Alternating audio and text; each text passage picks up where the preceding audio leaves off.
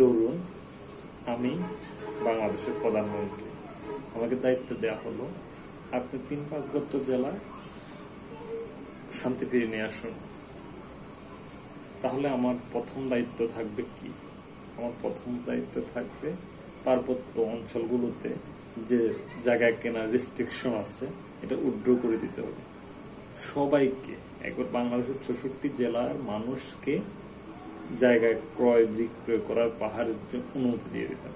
যে যেমনে পারুক নিজেদের মতো জায়গা কিনুক, এবং বাংলাদেশের 64 জেলার যেসব গৃহহীন মানুষ আছে সবাইকে তাদের অনুমতিক্রমে পাহাড়ে আমি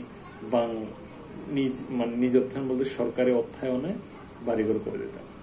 বাংলাদেশ সরকারের ওই সমর্থ আছে গৃহহীন মানুষকে বাড়ি করে দেওয়া, এই কাজটা করে দিতাম। এবং বেশি বেশি শিল্প কলকারখানা দিয়ে দিতাম, এবং কি ভালো ভালো ইউনিভার্সিটি, অ্যাভেলেবেল ইউনিভার্সিটি আমি 3 পার্বত্য জেলায় দিয়ে দিতাম। তারপর কি করতাম যে আর কিছু করতাম না, আমি এই কাজগুলো করতাম। এক, জায়গায় ক্রয় বিক্রয় অনুমতি দিয়ে দিতাম একবার অ্যাভেলেবেল যে যার মতো পারে। 2, গৃহহীন মানুষকে বাড়ি করে দিতাম পাহাড়ে। আর 3 হলো শিল্প কলকারখানা করে দিতাম, আর ইউনিভার্সিটি 4 নম্বর। এই কাজগুলো করে দিতাম। তখন আর সেনাবাহিনী লাগতো না। বাঙালিদের যখন আধিপত্য বিস্তার হয়ে যেত, অ্যাভেলেবেল হিউজ পরিমাণে বাঙালি থাকতো, তাহলে এরা আর রাষ্ট্রকে আলাদা করার পদক্ষেপ নিয়ে সাহস পাইতো না।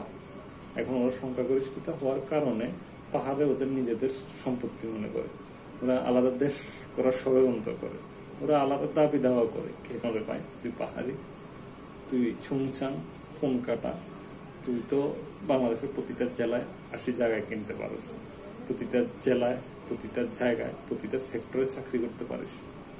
তো তোর মনে হয় এরকম শয়তানি কেন? তোর ষড়যন্ত্র কেন? পাহাড়ি উপজাতি গুলা প্রত্যেকটা মানুষের ভিতরে শয়তানি, দেশ ভাগ করার ষড়যন্ত্র দেয়।